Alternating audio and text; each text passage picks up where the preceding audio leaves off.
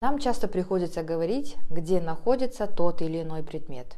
На столе, под столом, возле окна, рядом со мной, внутри сумки, снаружи и так далее. И как сказать вот эти предлоги на казахском? По звучанию все предлоги в казахском языке очень похожи.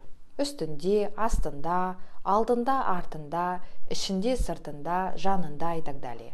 Но как запомнить их и не перепутать друг с другом? Я предлагаю вам ассоциировать эти предлоги с другими словами. Например, предлог номер 1 «үстінде», что означает «на», «над», «сверху». Слово «үстінде» похоже на слово «үстель». Үстель – это стол. Все предметы лежат на столе. Значит, если нам нужно вспомнить предлог на казахском, мы вспоминаем стол. Стол по-казахски «үстель» и отсюда «үстінде». Предлог номер 2 «астында». Астында – это под или же внизу. Астында я предлагаю запомнить, ассоциировать со словом асфальт. Асфальт – астында.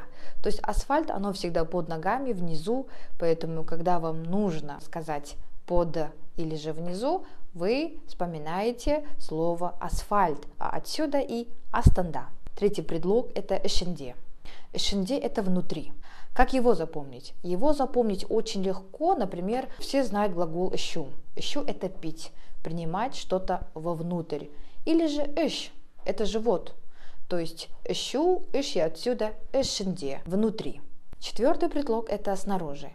Сыртында. Сыртында по звучанию похоже на самого предлога снаружи, то есть «с» и «с». Пятый предлог «жанында» означает возле, около, рядом. Как его запомнить? Предлагаю ассоциировать это слово со словом «жаным». «Жаным» – это казахское ласкательное слово. К близким, родным людям мы говорим «жаным», то есть «душа моя». Запоминаете «жаным» и отсюда «жанында». Нам нужно сказать «собачка сидит возле домика». Сначала мы говорим «кто» или «что», в данном случае это собака, и затем говорим местоположение, это дом, и добавляем к местоположению окончание родительного падежа ның, ның, дың, дың, тың, тың, и после падежных окончаний мы говорим наши предлоги. Возле, рядом, около это будет жанында. Ит, үйдің, жанында. Но если вы перепутаете слова местами, скажете ит, жанында, үйдің, то это будет неправильно. Продолжаем тему с предлогами. Сегодня мы с вами проходим предлоги алдында, артында, ортасында, айналасында и қасында. Предлог номер 1 алдында, впереди. Как его запомнить, с чем его ассоциировать? Я предлагаю ассоциировать предлог алдында со словом алға. Алға означает вперед. Это слово часто используется в рекламных роликах, вывесках, как, например, алға Казахстан.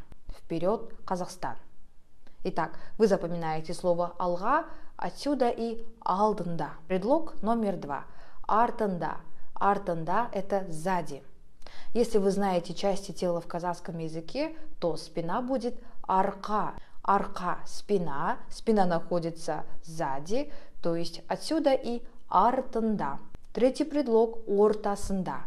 Ортасында – это в центре, в середине. С этим предлогом, я думаю, у вас проблем точно не будет, потому что вы точно знаете слово орталық, как центр, или же орталық базар, центральный базар, орталық стадион, центральный стадион. От слова орталық исходит ортасында.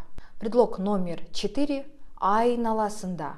Вокруг. Я предлагаю запомнить, ассоциировать это слово со словом айналайн. Вы точно знаете казахское ласкательное слово айналайн, или же точно знаете молоко айналайн. Или же можно ассоциировать этот предлог с глаголом айналу. Айналу это означает кружиться. Отсюда и айналасында. Вокруг. Самый последний, пятый предлог қасында.